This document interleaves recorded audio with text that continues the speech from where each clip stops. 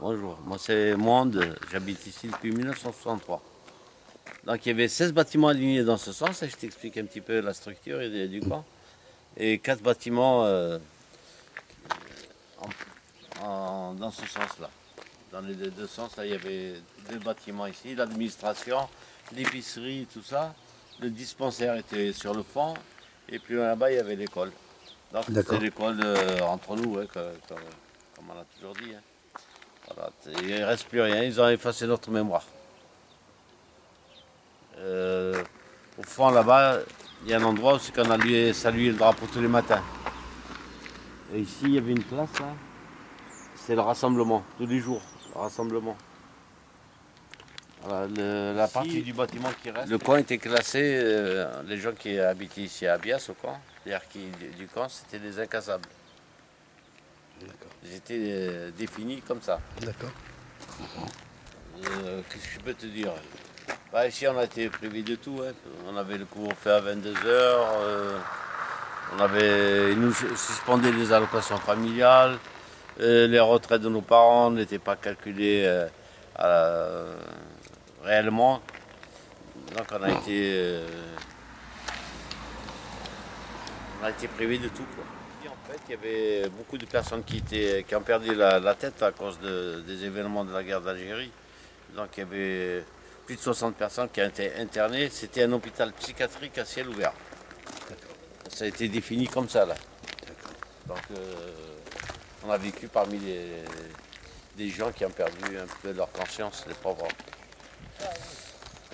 Voilà, la guerre d'Algérie, elle a fait des dégâts parmi toute la population qui a vécu ici. Après, les enfants, ils en ont pâti. C'est ça, les enfants ont grandi dans un milieu qui ne leur a pas été favorable. C'est le désert de la Sahara. Le bâtiment de l'administration, c'est devenu la mosquée du camp. La mosquée du camp, il y a beaucoup de harkis. Mais malheureusement, on aurait voulu avoir... Tu vois, il y a du terrain, tout ça là. On aurait voulu avoir ici la maison du harki, on aurait voulu que ce site soit revalorisé. Hein. Maison du harki, maison de retraite pour les anciens. Malheureusement, ils n'ont pas été à l'école de la République aussi. Hein. Ils n'ont pas été à l'école, donc ils ne savent pas s'exprimer, tout ça, pour demander... je sais pas, moi j'ai vu des petites filles, elles ne savent même pas demander un verre d'eau dans les maisons de retraite qu'il y a dans les environs. Et ici, bon, quand tu as atteint un certain âge, tu as envie quand même d'être dans tes traditions. Pouvoir manger halal, oui, pouvoir manger halal, des trucs comme ça. Quand tu vas dans une maison de retraite ailleurs, voilà, tu n'as pas la structure que... Quelle est la population de harkis, de familles d'harkis aujourd'hui? Ici au camp, oui. Ah, il ne reste pas grand-chose. Si tu vas au cimetière, ils sont tous au cimetière. Bien sûr, oui. Voilà, peut-être il reste des vieux harkis, il en reste 4. Ils sont tous décédés. Ah, bon. Voilà. Et après, bon, il y en a qui habitent à l'extérieur, qui viennent, bien sûr, viennent ici à la prière. Ils sont partis, oui. Voilà, ce monsieur, il habite à l'extérieur, il vient faire la prière ici. Alors si vous regardez, voilà, ça a été fait récemment, là, c'est en travaux, parce qu'ils ne veulent pas nous donner autre chose, quoi. D'accord. Hein, alors que quand il y a la guerre de 30... C'est juste la partie là? Ouais, quand la guerre de 14-18 elle s'est terminée, ils ont fait la grande mosquée de Paris. De Paris, oui. Hein, les harkis, ils méritent d'avoir... Elle s'arrête juste là, on est d'accord? Toute la partie là qui est... D'accord. Voilà, là où il y a le carrelage. D'accord. Ok. C'est malheureux quand même. Hein. Ouais. Sinon, ils donnent des cours d'alphabétisation. Ouais. Voilà.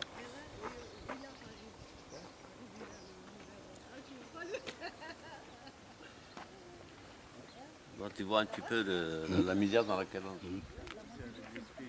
D'accord.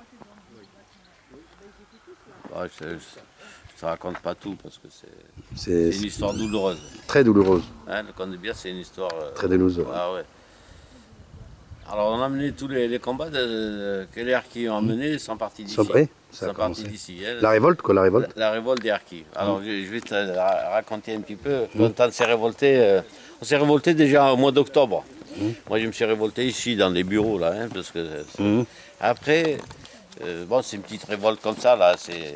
Hein, je me suis, comment on dit, rebellé, ou je sais pas quoi, là, hein, parce que ce qu'ils nous proposaient rien du tout, quoi. Ouais. On était là à stagner, quoi. Mais le 22 avril 1975, on avait appris qu'il y avait le préfet qui venait. Donc on a préparé des banderoles et tout. Il y avait l'entrée avec le portail et tout, elle était là-bas. Et là, il y avait les vieux harkis alignés avec leurs médailles et tout. Au garde à vous, ils attendaient le préfet ou ils attendaient au soleil que le préfet arrive. Et quand le préfet est arrivé, nous on est sortis avec nos banderoles. Il y avait Badi, Gasmi et moi-même.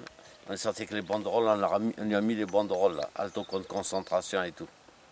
Et le préfet il a dit qu'est-ce qui se passe et tout. On lui a dit attendez, ça fait des années qu'on attend nos droits et tout, on veut être intégré dans la population française. Notre revendication à l'époque c'était l'intégration. On disait 13 ans ça suffit, ça faisait 13 ans qu'on était là à attendre. Hein. C'est soi-disant un camp de transit, mais le transit est perduré.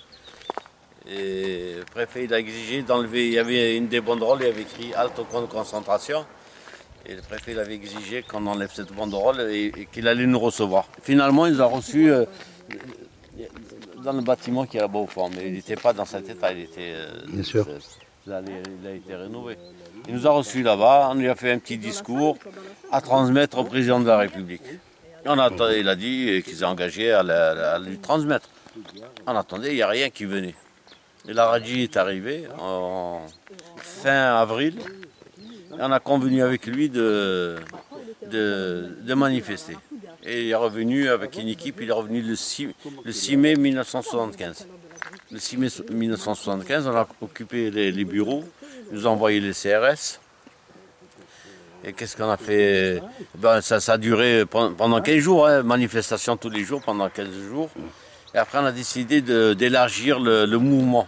Qu'est-ce qu'on a fait? Une équipe est partie avec la Radji, sont partis à Saint-Maurice-l'Ardoise pour éveiller les gens de Saint-Maurice-l'Ardoise. Pour montrer que les harkis de France, ils sont dans le besoin, qu'ils sont oubliés, qu'ils sont les oubliés de l'histoire. Donc c'était cette décision qu'on avait prise. Bon, une équipe est partie là-bas, moi je suis resté ici, à manifester tous les jours, les CRS et tout, voilà. Et après, au bout d'un moment, tout ceci s'est calmé. On nous avait fait des promesses qui n'ont pas abouti, rien du tout. C'est toujours le statu quo. Et au mois d'août, on a remis ça, quoi. Et là, ils nous ont envoyé toutes les forces de l'ordre du sud-ouest. Voilà. Depuis, on manifeste. On a manifesté, grève de la faim. Je ne sais pas combien de grèves de la faim on a fait. Hein. Des aftraques et tout, hein, pour tirer sur des vieux harkis, attends, t'imagines? Tu aurais pu te raser, hein? C'est pas grave. Raconte-nous le moment de cette stèle-là. Ouais. Hein? Cette stèle? Oui. Alors, en fait, quand Chirac il avait décidé d'honorer les harkis, de reconnaître un peu le drame des harkis, ils ont posé la première pierre Sur la journée nationale. Pour la journée hommage aux harkis, aux invalides. Ils ont choisi 25 endroits et ils ont choisi le camp de Bias, bien entendu. Et on a fait déposer cette plaque ici. D'accord. Et Macron, quand il l'a vu, qu'est-ce qu'il a dit? Les harkis qui ont vécu ici à Bias, ils ont vécu comme s'ils ont vécu sous un régime militaire. Ils étaient au garde à vous tous les jours. Tous les jours, garde à vous. D'accord? Tous les jours, rassemblement. Ici, Bachir. Tous les jours, lever des couleurs. Écoute, Bachir. Les harkis qui ont vécu ici au camp de Bias, c'est tous les jours lever des couleurs. C'est comme s'ils étaient militaires encore. Voilà. C'est simple. Le gars qui conduit le camion des poubelles, quand il passe, il se met au garde à vous pour le saluer. D'accord? Hein? Ça veut tout dire. Quand